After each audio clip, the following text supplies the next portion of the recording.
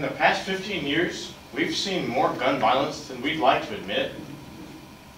April 20th, 1999, Columbine High School. 21 injured, 15 dead. July 20th, 2012, Aurora, Colorado. 12 dead and 58 injured.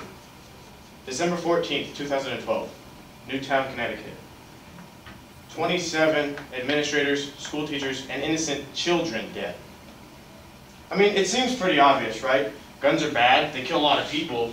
You know, the whole world would be just a safer place if they didn't belong here, right? Wrong. Guns, the Second Amendment more importantly, is just as important as your freedom of speech, the First Amendment. And if it wasn't, it wouldn't have been incorporated in the Bill of Rights in 1791. And I'm here today to convince you why guns are safe and why they belong in this country. Now, according to my poll, 56% of you were for tightening gun laws in America. And I'm with the other 44% of you who are for loosening or keeping it the same. I'm here to persuade you why we should loosen gun laws. Next slide. Alright, just some quick fun facts. There are approximately 270 million firearms in America right now, and that's almost enough to give every man, woman, and child in this nation one firearm. Just to let you know, I have 19, so if y'all feel like wrapping my house at night, I wouldn't do that. America currently has the highest gun ownership in the world with approximately 89 guns per 100 residents.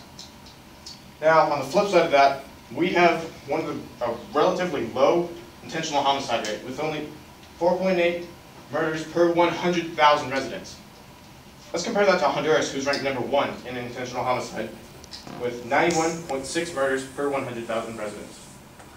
Makes you feel a little safe to live in America, right? Next slide. My boy Piers? Hey. Just kidding, he's not my boy. I really don't like him. He's one of the biggest hypocrites to walk the face of the earth. Because he once tweeted, "Guns are not a political issue in Britain, they're only a safety issue." Well, there's some truth to that, but I want to compare gun-crazy America to gun-free Britain. Go to the next slide. Alright, it is illegal to own a handgun in Britain. It has been since 1997. And most states in the US allow people to buy handguns at the age of 21 and allow them to conceal it with licenses. Now, Britain has 2,034 violent crimes per 100,000 residents, whereas America only has 466 per 100,000. Since the 1997 ban of handguns in Britain, violent attacks have soared by 77% to 1.2 million attacks in 2007. That's roughly 2 attacks every minute. Now, Britain it's gotten so bad that Britain has considered banning kitchen knives because they've had to find other weapons to kill people with. And, I mean, if you think about it, I'd rather take a gunshot to the head than getting stabbed in the chest because that's a painful and slow death. Yeah. Just comes to show that guns don't kill people, it's people that kill people. They'll find a way to kill you. Next slide. The other argument that I get a lot is that guns kill too many people and that's why they're unsafe. Well, according to the CDC, of approximately 2.5 million people that died in 2010, 31,672 were caused by firearms. That's homicide or suicide or just unintentional gun violence.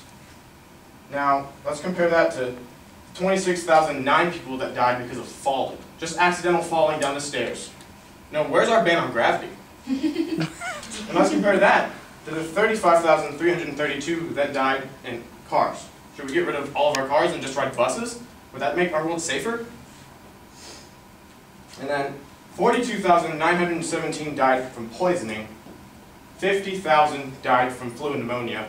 And to top all of that off, nearly 600,000 died from heart disease. To give you a little visual here, 4 of you would have died from heart disease, whereas Caleb, he would have lost his pinky finger from firearms. So to say that guns kill too many people, that's a little ignorant. Next slide. If you're still skeptical as to why we should loosen guns, one town, Kennesaw, Georgia. They're thinking the same thing that I was thinking only way back in 1982.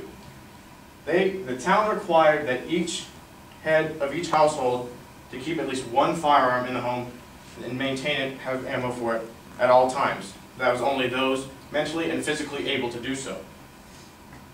Since then, the burglary rate has plummeted 89% and compared to Georgia's 10.4% drop as a whole. Their violent crime rate is still 85% lower than Georgia or the U.S.'s average. I mean, let's think about it. If you knew I had a gun in my house ready to shoot you, would you try and rob me? I wouldn't think so. Next slide.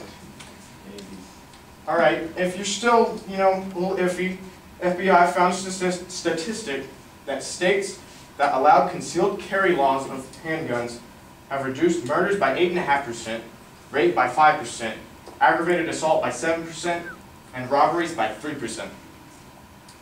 These numbers may be small, but imagine if every state allowed these concealed carry laws. I mean, think about it. Like I said, if you had a gun, if you knew that I had a gun, would you try and attack me? Next slide. All right, so I've given you the facts. Now, what's my plan to make this country better? Not only to loosen the laws, but I think that every man and woman over the age of 21 that is physically and mentally able to handle a firearm should be required to have one at their house at all times. I mean, violent crime rates will fall dramatically, there will be less rape, and people can finally have a sense of security. Next slide. My goal today was to persuade you why gun laws should be loosened. And guns aren't a need, they're a right to every American citizen. By tightening guns, you're allowing the government to take away your rights. I mean, think about it. How would you feel if I told you you couldn't speak freely? You'd be pretty pissed off, wouldn't you? Guns have changed. And so to think, yes, the gun laws should change as well. But to think about it, if you're tightening gun laws, that's only going to affect the law-abiding citizen. You can't make any criminal do the right thing. So do your part. Support guns. And when you turn 21, get a CHL, buy a handgun, and protect yourself. Thank you.